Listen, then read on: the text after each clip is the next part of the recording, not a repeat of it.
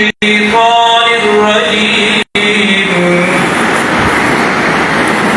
بسم الله الرحمن الرحيم قل يا أيها الناس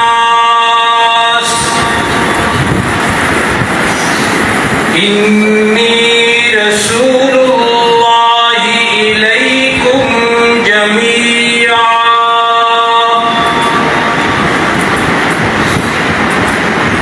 وقال النبي صلى الله عليه وسلم أنا خاتم النبيين لا نبي بعدي صدق الله وصدق رسوله النبي الأمي الأمين العظيم الكريم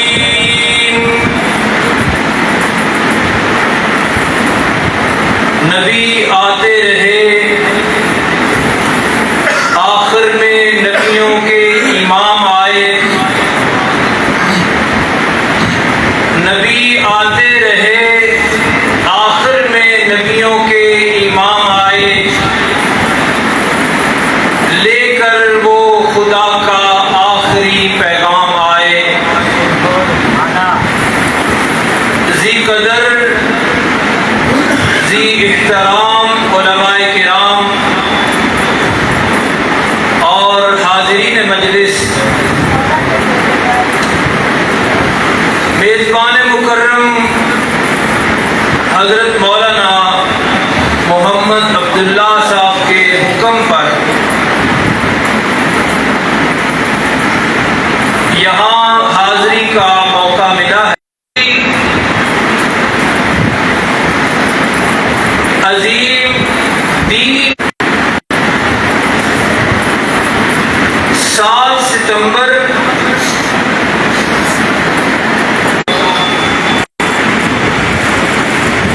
ایک لمبی چوڑی ڈیبیٹ کے بعد پارلیمنٹ کے سارے نمائندوں نے متفقہ طور پر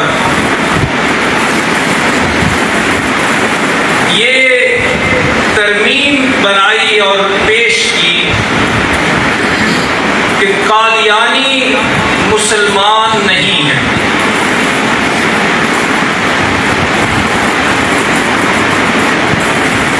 کلمہ پڑھنے والوں کو زکوٰۃ دینے والوں کو اس کا حلیہ سنت کے عین مطابق تھا۔ اس نے داڑھی رکھی ہوئی تھی، امامہ باندھتا تھا اور ہاتھ میں لاٹھی اور عصا بھی لے کر آتا تھا۔ وہاں آپ کی پارلیمنٹ نے نہ ان کے پڑھے ہوئے کلمے کو دیکھا، نہ ان کی ادا کی ہوئی نمازوں کی پرواہ کی، نہ ان کے کیے ہوئے حج دیکھے، نہ ان کی دی ہوئی زکوٰۃ دیکھی۔ کسی چیز کی پرواہ کیے بغیر سب نے یہ قرارداد پاس کی کہ قادیانی غیر مسلم ہیں۔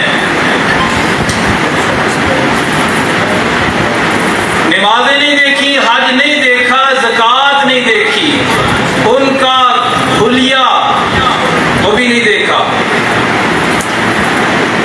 اس کی وجہ کیا تھی؟ پارلیمنٹ نے بھی بتایا کہ ان اعمال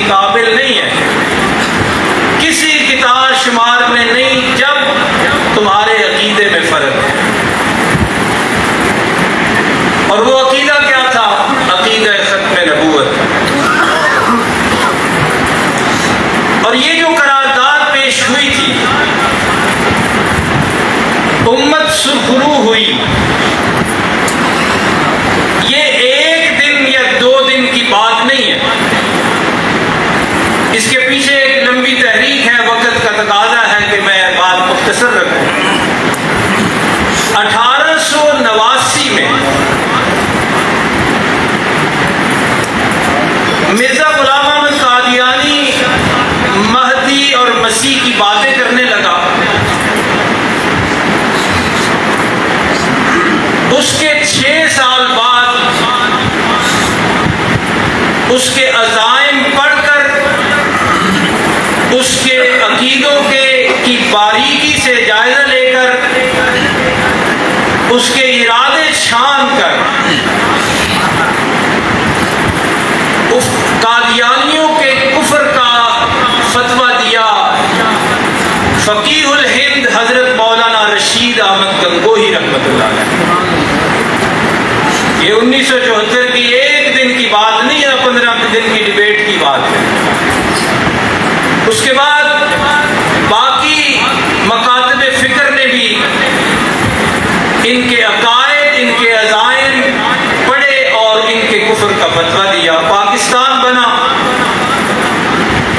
یہاں چنیوٹ کے قریب ایک بہت بڑا مرکز یہ بنانا چاہتے تھے۔ بہرحال اسی وقت 1953 میں ایک تحریک چلی، اس کی بھی ایک بڑی لمبی تفصیل ہے، قید و بند کی ایک تاریخ ہے، اور وہاں جو قربانیاں ہوئیں ان کے لیے ایک بہت طویل وقت چاہیے۔ یہ تحریک چلتی چلتی 1974 تک آئی اور قادیانیوں کو پاکستان کی پارلیمنٹ نے کافر قرار دیا۔ اس وقت آج آپ کو شاید سب نہ جانتے ہوں، پارلیمنٹ راول پنڈی میں ہوتی تھی، اور پارلیمنٹ 2 چیزوں کا نام ہے، قومی اسمبلی اور سینٹ۔ یہ سارا کچھ اس وقت راول پنڈی میں ہوتا تھا، اسلام آباد میں نہیں ہوتا۔ اسی حوالے سے اس ساری تحریک میں ہماری جماعت کے مرکزی ادارہ دارالعلوم تعلیم القرآن نے شیروں کی کچھار کا کردار ادا کیا۔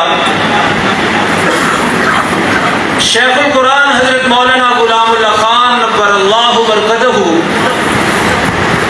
اس ادارے کے بانی تھے، اور تمام مکاتب فکر کی کھلے دل سے وہاں میزبانی فرمایا کرتے تھے، اور ان ساری تحریکوں کا مرکز ہوا کرتا تھا دارالعلوم تعلیم القرآن۔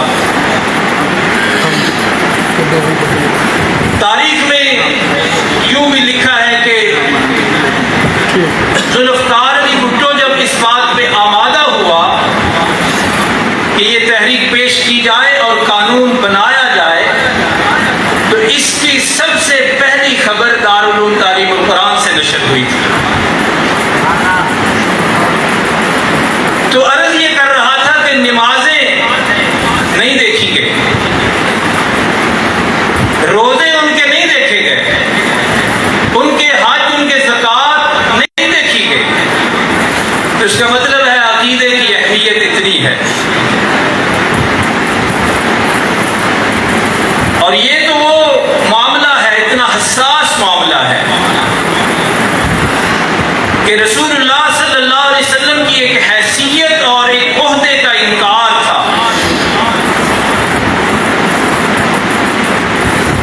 آپ کے ختم نبوت کے تاج کے وہ منکر تھے، حالانکہ رسالت مآب صلی اللہ علیہ وسلم کی ذات اقدس اللہ کے ہاں اتنی حساس ہے کہ صاف انکار کرنا تو بڑی دور کی بات ہے۔ ختم نبوت کا واضح منکر ہونا تو بڑی دور کی بات ہے۔ بارگاہ رسالت تو وہ بارگاہ ہے کہ یہاں ادنا بے ادبی اور گستاخی پر حبطت اعمالہم کا اعلان ہو جاتا ہے۔ ادنا گستاخی کتنی کہ میرے محبوب کی آواز سے آواز بھی اونچی نہ کرنا۔ یہ بارگاہ تو وہ بارگاہ ہے، ذات اقدس تو وہ ذات اقدس ہے کہ یہاں آواز اونچی ہوئی نہیں، اللہ کی طرف سے اعلان ہو جائے گا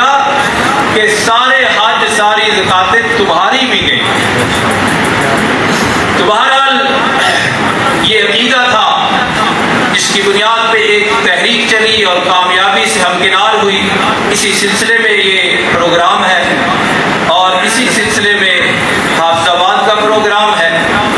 ہم عالمی مجلس تحفظ کے قائدین کو اشاعت التوحید و سنہ کی طرف سے یقین دلاتے ہیں کہ پہلے کی طرح انشاءاللہ ہمارے کارکن علماء اپنی جان، مال اور اولاد ختم نبوت کے محاذ پر پیش کرنے میں فخر محسوس کرتے ہیں۔ جہاں بھی آپ کا حکم ہوا انشاءاللہ اشاعت التوحید و سنہ کے کارکن علماء اپنی سعادت سمجھتے ہوئے انشاءاللہ شرکت کریں گے۔ اللہ تعالیٰ سب کو ختم نبوت کے تحفظ کے لیے قبول فرمائے۔ وعلینا